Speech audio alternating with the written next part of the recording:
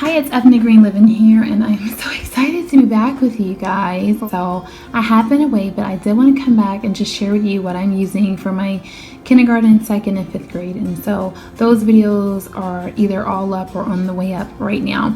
This is what I'm using for my kindergartner. I did make mention that you can either use the newer sets that looks something similar to this from Meadow, or you could use the older sets and older versions, which looks like what you see here. And I think it's really just a matter of preference. There are a few updates, but mostly it's just aesthetics, right? And just the way the new bindings and stuff, are. But I'll say I've seen on some of the Meadow and just various World of Homeschool groups, they're selling these sets for like $100, $50, $60. So if money's an issue and you can't afford $300, $400, and $500 for the new versions, you can do a lot with a little, and you can make it work secondhand. It's this first book of crafts, but they teach you how to do ice sculpture, modeling paper, molding paper, a wind waver, a wind chime mobile. So for everything, they give you pictures, they tell you what you'll need and what to do. So pretty simple. Painting on a mirror, window design, again, tire weaving. Everything tells you what you need and what you need to do. Building with beans. You guys know I like to eat beans.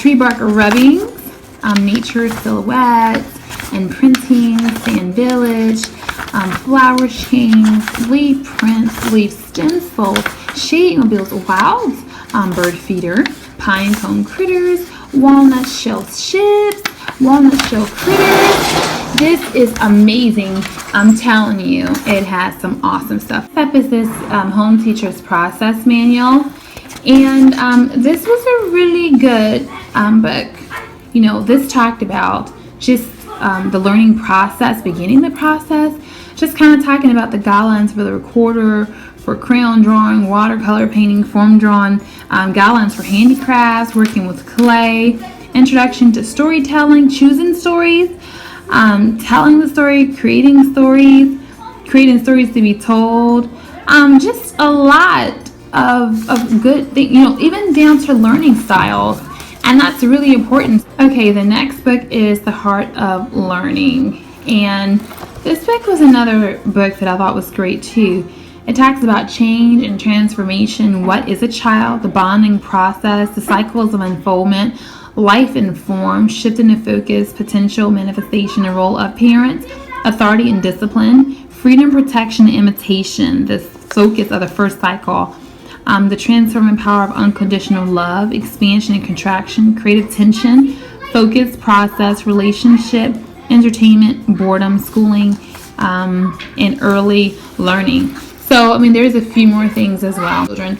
So it really just had a lot of great tips and just things that you don't necessarily think about, but that's really important. This says, thus our primary purpose in this course is not to give you pages of interesting but useless information about children, but to present a perspective that will provide you with an opportunity to perceive, experience, and relate to your child in a new way, a way that will transform you and your children.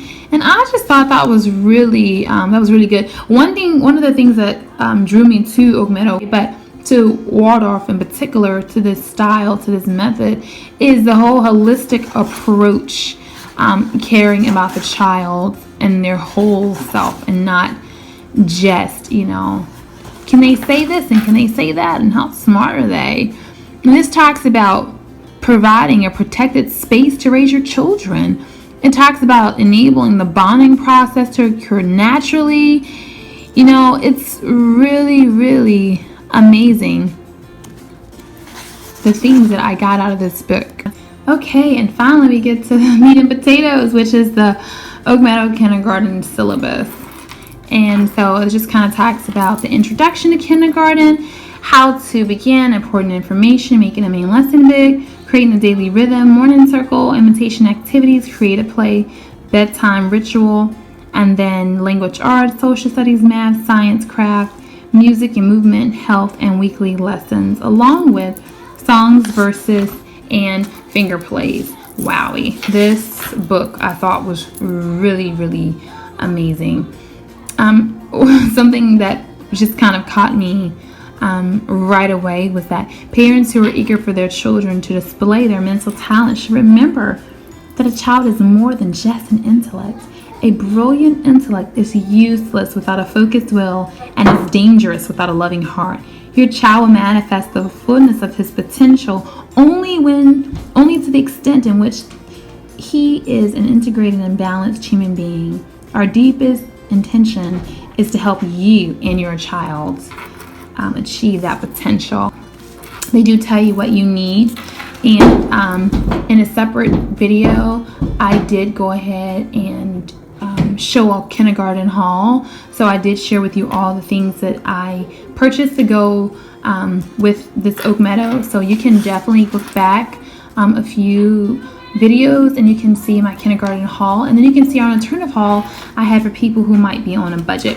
Okay, so one of the biggest things, if you ask on any water group, you'll hear them say all the time, rhythm, and consistency. And so how do you create a daily rhythm? How do you structure the day? And I'll make a video on that and how I've began to structure my day if you guys are interested, because let me just pull them here. I have went ahead and did some things as far as with our specials, with our schedules, circle time, and just all that. So if anyone wants to see that, let me know and I'd be willing to share it. Because it was definitely hard for me to make it, being that I do have 5 children in multiple ages and lots of other things going on too. But what they suggest is breakfast, circle time, morning main lesson, creative free play, lunch, afternoon hour, creative free play, dinner, and creative free play with a bedtime ritual. They talk about the imitation movements. And then here, some of the imitation movements are dishes and setting tables and preparing meals, sweeping, making beds, folding laundry, sorting, baking, cleaning. And because your children are definitely capable, my 3-year-old can help do a lot of these things. So I didn't say perfect, but my older ones can definitely do it a lot more. And we need to all contribute. One person doesn't do it all. One person doesn't eat. We all eat, and so we all should clean, and we should all help, and we should all cook. So some ways for creative play, they mention are dress up and store with the real food and houses and blocks and toys from nature walks and handiwork. And you guys that follow me know that I have a video on creating a nature center on a budget. So I have that, out already. And so that area kind of encompasses toys from nature as well as playing with blocks in one. I do have a kitchen down here. We do have silks. As far as grind and wheat, scar play, music, sand and water play, we have a sandbox. Maybe they even give you instructions on how to do that. Water play, if you guys have water tables, that's fine, but just pots and pans. Children love that. Oh, creating a seasonal corner. This is really good.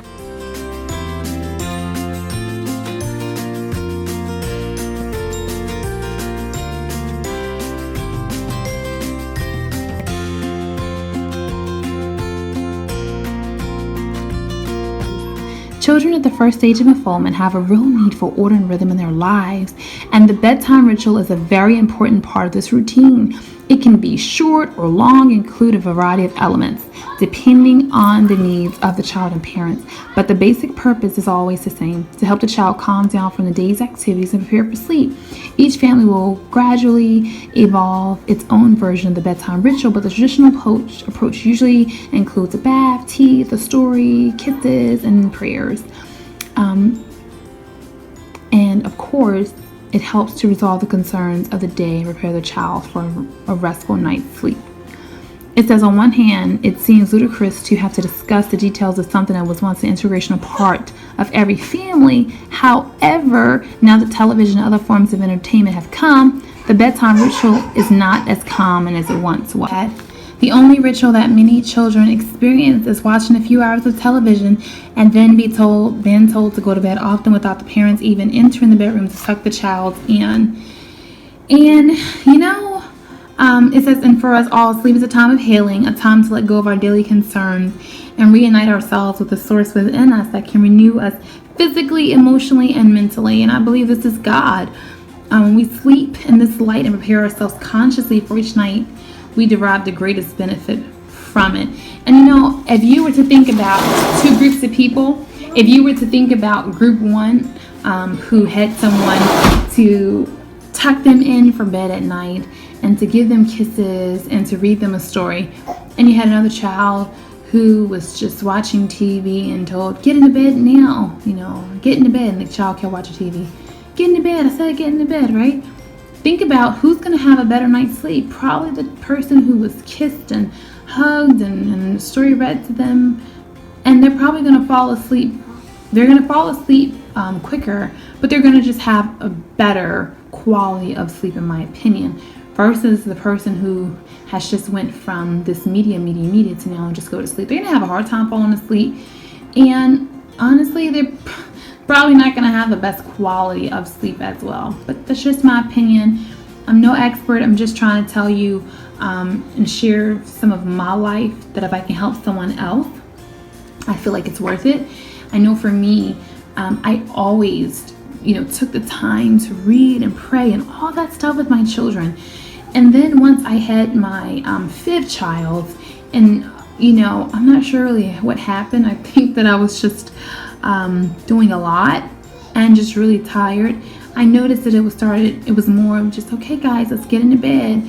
And it was hugs and kisses, but it wasn't stories and prayers in the way that it had always been. And I could just see something that I didn't like, and I could see the kids we want a story, but we couldn't have a story because we're way past your bedtime because you took too long to do this and this and this and this. And because I was saying yes to so many things that I had to say no to one of the most important things. So you yourself say, this is my life. What's some of the most important things to me? And so I have shifted my focus. I've shifted things around. And so now one of the most important things to me is at 7 o'clock, just kind of stopping whatever it is we're doing, being intentional. The children are getting their teeth brushed, they're getting washed up, or getting their pajamas on, that we are praying or reading the Bible, washing feet, really bringing in the night the right way.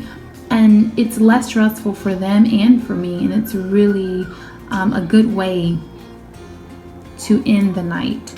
And if you are having a hard time with getting your children to bed at night, if you are just having a hard time in any area, I just think this book it really touches on a lot of that.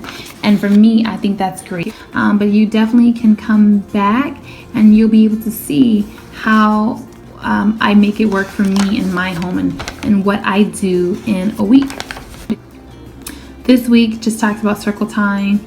I love how it talks about each morning before you begin your circle of main lesson activities, take time to clear your space mentally and physically, to set aside the tasks that await you later in the day. Clear off the table and arrange your materials neatly. Have a snack ready, right? And bring out the supplies for the younger ones so they can enjoy quiet time while you're focusing with the siblings. Organizing your psychological and physical space is an important part of teaching good study habits. And I really like that this book tells you that, because you would think it's common sense, but it's not as common, as you would think.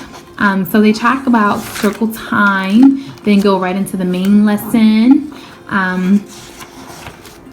Then there is introduction number 1. There's a story of One Big Sun. Then we've got some creative play going on here. We have science week 2, which is fall.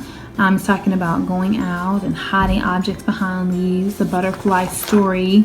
It's another story you're reading. They have a craft, which is to make a clothespin butterfly.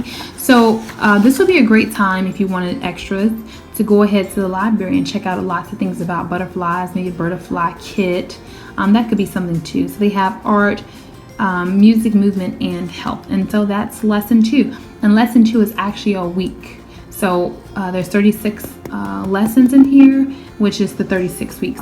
And you have the option to choose to do a lesson in 5 days, 4 days, 3 days, whatever you're doing. And even the people said, you probably could get the lesson done in 1 day, but your child is more, again, an intellect. Okay?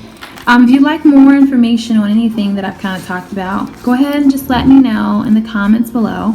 Thank you for watching, and until next time, blessings.